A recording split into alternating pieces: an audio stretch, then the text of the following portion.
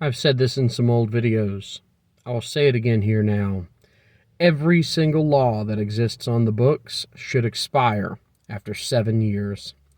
This means, yes, politicians will spend an amazing amount of time working to renew laws that already exist on the books. That's right. The law that says it's not okay to kill people, that law would have to be renewed every 7 years. Here's my take on that. 1, there are way too many laws on the books. No normal person has the ability to ever understand what their legal obligations are because the law books are larger than you could read in your entire life. 2, if you have a bunch of laws, then at some point in time, those laws start to become archaic. Things like you're only allowed to beat your wife on Sunday or whatever. Take your pick. There's any number of ancient regulations that simply just don't need to be fluffing out or padding the books. But on top of that, if a law needs to be kept up to date with modern standards, forcing that law to be renewed every 7 years forces updating it to meet modern standards, or for it to just go away. 3, freedom maximization is important. If you get rid of a law, you have increased freedom.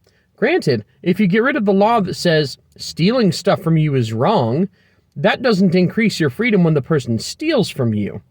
But the point is, they should be forced to justify these laws. It shouldn't just be a given that because some guy 90 years ago held a lame duck session and managed to cram it through in an omnibus bill, that it should still be on the books today. Now, what is it that has led me to repeat this thing that I probably said in a video 5 years ago when no one knew I existed on YouTube? The problem that I have right now is that we have laws that punish people that have not kept up to date with modern standards, and as a result, they allow people to be abused. For example, the laws that grant police officers qualified immunity, those are a major problem today. The role of a police officer has changed drastically since, say, even the 1950s. We live in an internet-connected world. We live in a world where there's more scrutiny on police than ever, which has revealed there are more problems with policing than ever. Now, some of those problems skew in favor of the police, but some of them skew in favor of the people that the police are policing. In particular, what spawned this sort of renewed interest in killing laws from the books that criminalize things is the recent AI snaring of some grandma. A bunch of U.S. Marshals show up at gunpoint while she's babysitting and basically throw her in jail for 4 months until then she's extradited to North Dakota, where she's never been, such that, and she is expected to, stand trial for this crime she never committed. And of course, what happens is, the only evidence they have is that the AI said so. AI is not something that you can use to justify locking someone up because of the nature of how AI works. If it was 99% accurate and it had a database of 200 million people or whatever, you're still talking about like 1 million people. I mean, this is insane. You cannot have an electronic tool that you can't face that can accuse you of crimes. But the problem is there's all this precedent on the books that just sort of lines up such that even if you have this, it's actually the police officer's fault that you get arrested for what AI told them was like, oh yeah, she totally looks like this person. The police officer should be held accountable, but the police officer will never be held accountable because qualified immunity hasn't changed in decades. Qualified immunity needs to go, frankly, because it's this notion that police should be able to break the law while enforcing the law, that police shouldn't be held accountable for what they do while they're enforcing the law. Any idiot can figure out that that makes no sense. Police should be held to the same laws that everyone who's not a police officer are held to. Now, granted, if you have to chase someone, you do have to speed. Maybe there's room for narrow exceptions like that.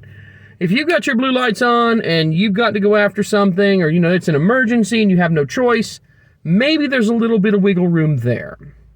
But for a police officer to punch up a computer and say, hey, here's a video of a suspect, And then the computer says, oh, it looks like this person. And then, oh, let's go arrest them. I don't really have to point out the problem with that. Any idiot can see that there's a problem with that. But archaic laws protect this bad behavior. They have to go. All laws should expire after 7 years. And for those of you who would say, well, then the government won't get anything done. Good. Good. The government shouldn't be getting anything done. They should be focusing on important things. It's not important that you come up with an omnibus bill that's 1,000 pages long that you can't even read. And again, I point back to one of my old videos where I proposed 3 major changes to really change things in the country. Things like the Read the Bills Act, for example, that forces them to be present and listen to a complete reading of the whole bill before they're even allowed to vote on it. And if they go to sleep or they leave or whatever, they're just simply not allowed to vote on it. And if there's not a quorum, then the bill doesn't get voted on and it's gone. You know, there's all these things that should throttle the government back, and they're not being done. Honestly, screw the government. I hate the government. The government is trash, whatever.